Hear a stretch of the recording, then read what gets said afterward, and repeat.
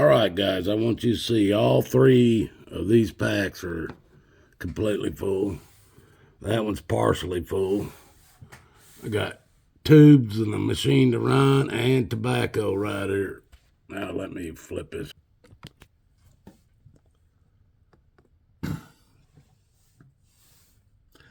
Pop's getting tired of rolling cigarettes. That's a fact.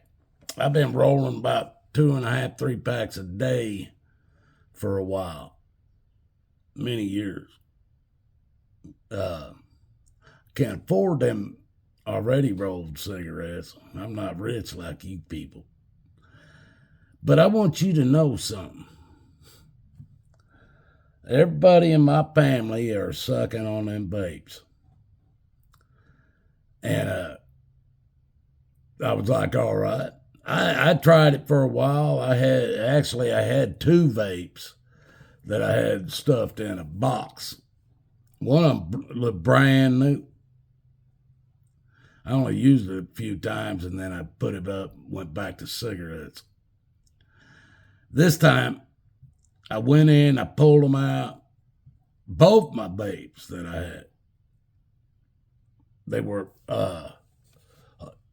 they had these kind of batteries in them. I went down, bought a battery, put in them. They was working, but there was other problems.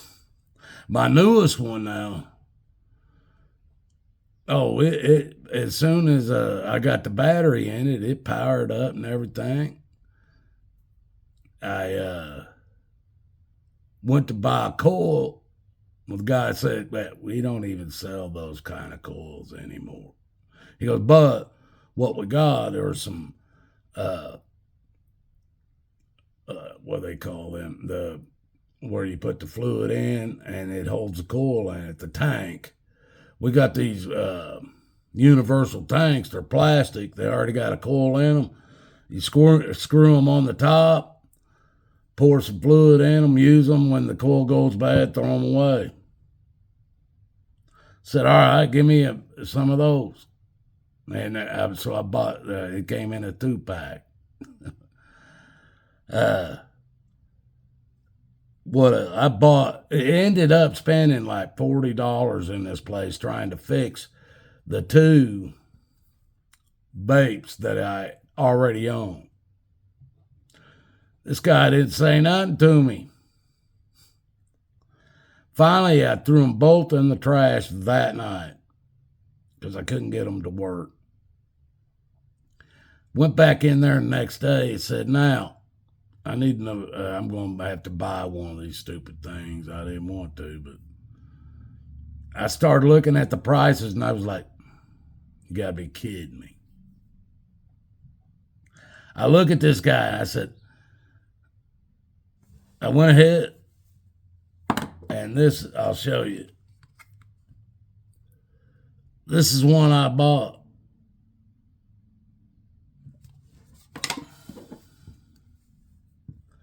This is it. It looks like it's leather. This isn't leather. This even feels like leather.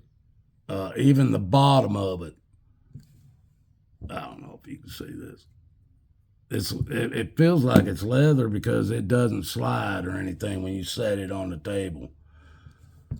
But I like this because the battery goes right in there. It's even got a brown battery. I like it because it's not very big. My other ones were a little bit bigger than this one. But this one, I couldn't screw those universal tanks on. This one's a magnet. It just pulls off and goes in. So I bought a bunch of stuff, and I'm looking at this guy, and he goes, I picked this one out of his cabinet, that, you know, the floor models that everybody's touched and everything. I picked this one out, and he goes, that's the last one we have of that one, so I'm going to give you a discount on it. That's what he told me. Ended up paying less for this And it came with 2 coils that I paid trying to fix my other 2. And he didn't stop me yesterday.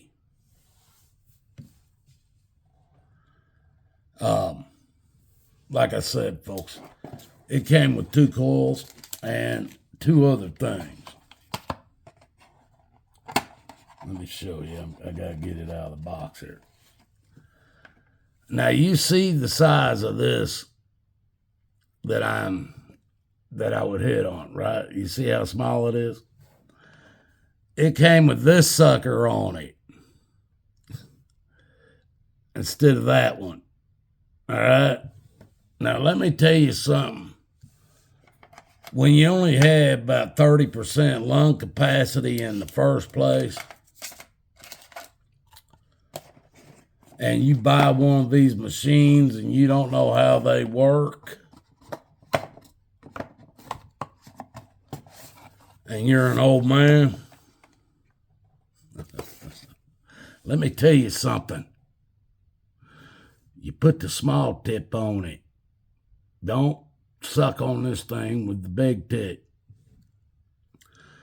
I have it running, as you can see, on 8. 8. Now, it was on like 17. It goes up to 80. It was on like 17 when I got it, with that big tip on it, that big around. And I go, oh man, it filled my lungs so much, folks. I couldn't even exhale. My lungs were completely full of this. And I'm sitting there telling myself, don't panic. I'm trying to cough it out. I don't have enough oxygen in my lungs to even force it out. And I keep telling myself, don't panic. I'm talking to my wife on the phone. I'm talking to my wife on the phone, and she's going, what's going on? I can't talk.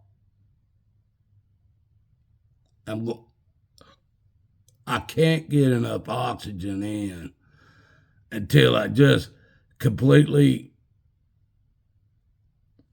beg Jesus for help. No, I wish I could say that that's what I went for. I just calmed myself down and let it just come out as slow as it wanted to come. And once I got enough area in my lungs that I could cough the rest of it out,